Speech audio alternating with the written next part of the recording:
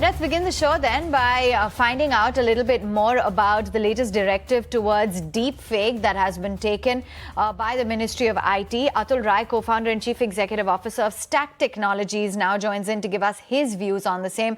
Good to have you on board, Atul. Now, given that recently we had MeitY issuing that advisory to intermediaries to actually comply with the existing IT rules due to the concerns and the misinformation regarding AI deepfakes, I just want to understand from your perspective, given that you do dabble in this place fairly closely, how big of a concern is it really?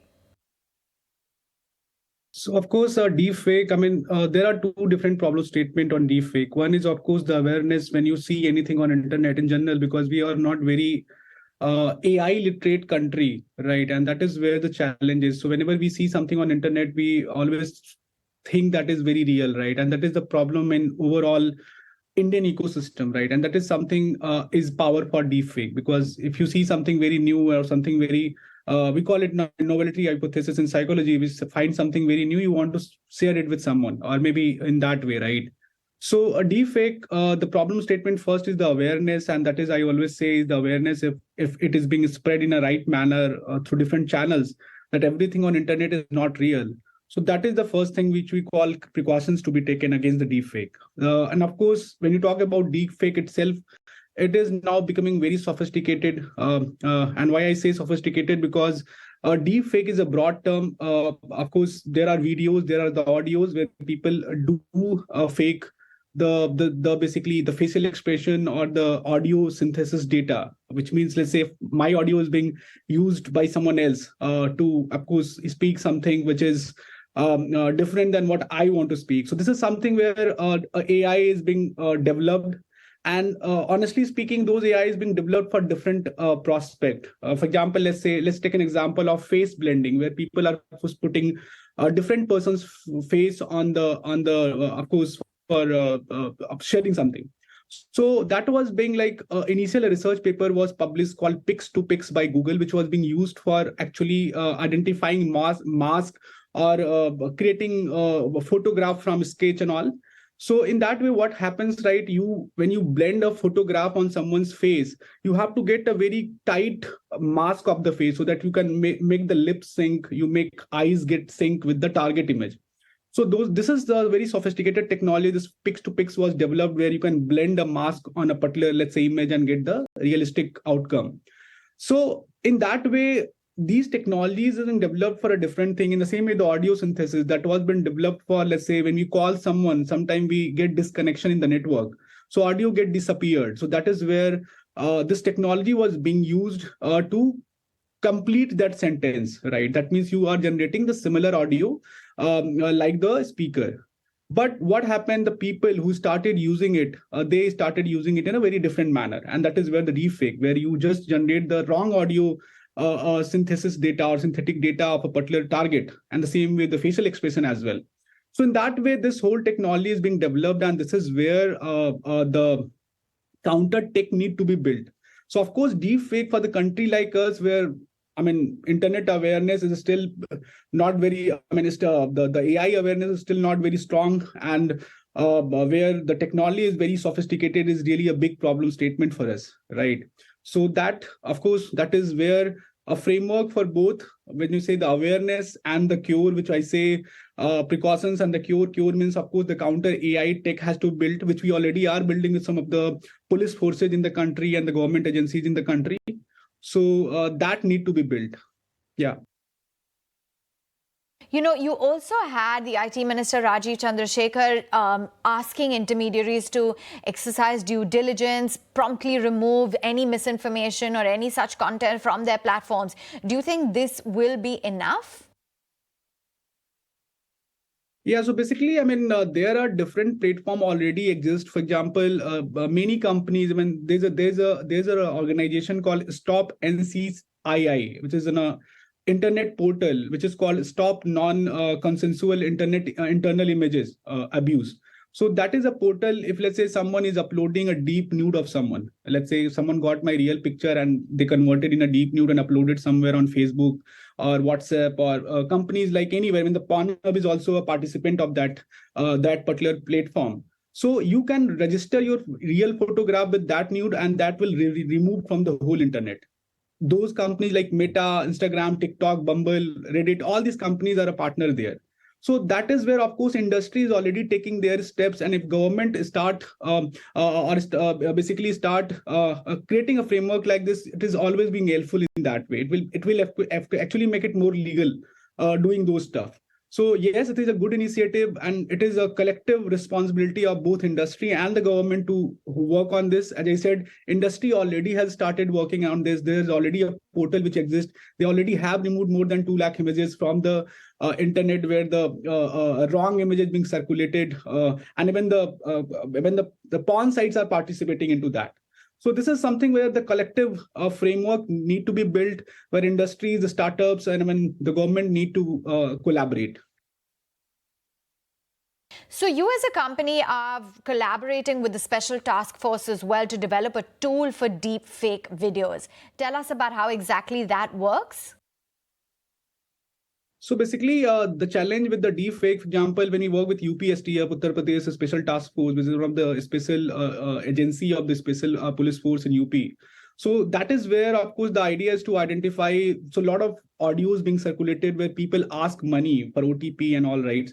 So that is where identifying whether this audio is real or not real is something, one problem statement. Secondly, identifying how many of these samples are coming from a common source. So let's say someone generated an AI audio deepfake of Atul. At the same time, he also generated the audio deepfake of, let's say, some other person, let's say some Shah Rukh Khan, right? So in that way, we have to know whether these two audios being generated by the same AI source or different AI source, because we have to first of all target the source. And that is where we are developing a counter AI tech. We already have developed, where we are trying to identify whether the sample is real or fake. That is the first problem statement, and there's the audio being generated is from the same source or not.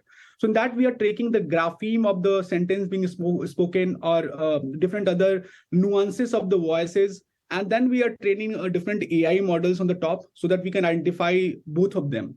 So that is one of the work we are doing with the STF, because we have to identify all those common audios being generated from a single source where people are faking something. And even if it is generated from a particular kind of app, how to identify that. So this is one of the work we are doing with the UPSTF. At the same time, we are also working with Rajasthan government, which is their Abhay Command Center project, where we are identifying the video forensics. Let's say there are video being circulated or the face being circulated. So how to identify whether it's a real or deep fake, right? So these are two projects which is ongoing with the Staqu in both of the states, and where we are working with the government for identifying it. And of course, the technology for the counter is very similar the way they create the deepfake. So for example, when you create deepfake in the video side, you try to blend the target face with the some fake photograph, right? So which are the industries that Stack is actually present in? So we are also working with retail industries, where we are working the video analytics. We're also working with smart cities. We are working with, so we have a diversified basically portfolio where we have different kind of customers who are using our AI for different of their use cases. So yeah, that is how we are in the market. All right, good to know. And, just if we can get company specific, you're aiming to generate 400 to 500 crore rupees in terms of revenues by 2028. Tell us about how you plan to achieve that kind of growth. So we already are at 30 crore ARR, which means average recurring revenue. The target is in next 3 to 4 years, we have to make it 15 to 20 times. And for that, of course, we already have started going international, of course, which is what our Prime Minister says, make global and go, make local and go global. We have initiated going global because that will pitch, or that will basically, scale our revenue. So that is one of the strategy we are taking for now, to go global and capture a bigger market from that place. At the same time, of course, in India also, we are scaling up with different similar customers, which we have already, right? So, this is the strategy for now, and this is how we are, of course, making ourselves. Of course, we are targeting the revenue which we are claiming to get in the next 2-3 years. Yeah.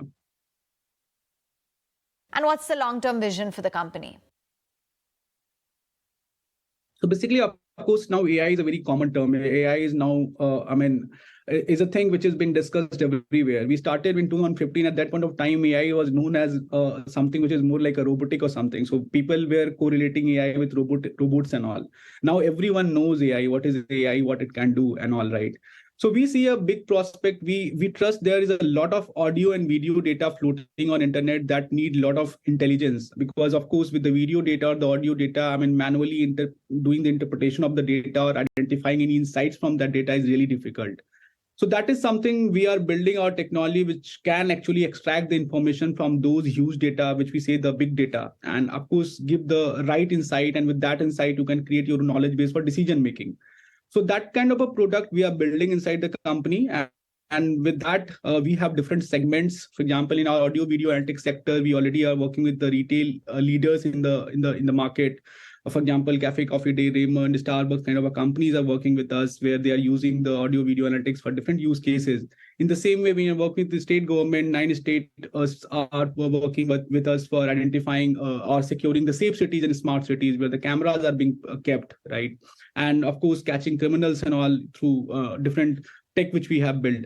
So in that way, we believe India is still at a very early stage of AI, and that, of course, is a bigger problem statement we have in the country which can be solved. And we believe that if you solve India, a problem statement India, you can solve, any part of the world, because we are a very diversified country. Somewhere a problem statement in, let's say, in some part of Jharkhand is very similar to some other part of the world, which are not very much developed in their urban kind of a thing, right?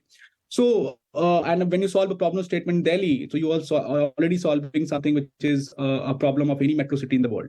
So we are going with the same strategy, solve the diversified problem which are in India, whether it's in retail, whether it's in smart city, whether it's in the smart infrastructure and or manufacturing.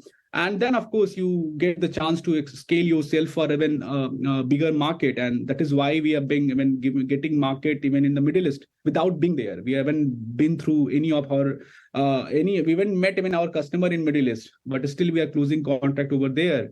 And this is what we say, have a vision where you can make a product which can scale itself without, of course, you being there to sell it, right? And since we are solving a very diversified problem in India, we believe that this actually is replicable across the globe. And this is what the strategy is.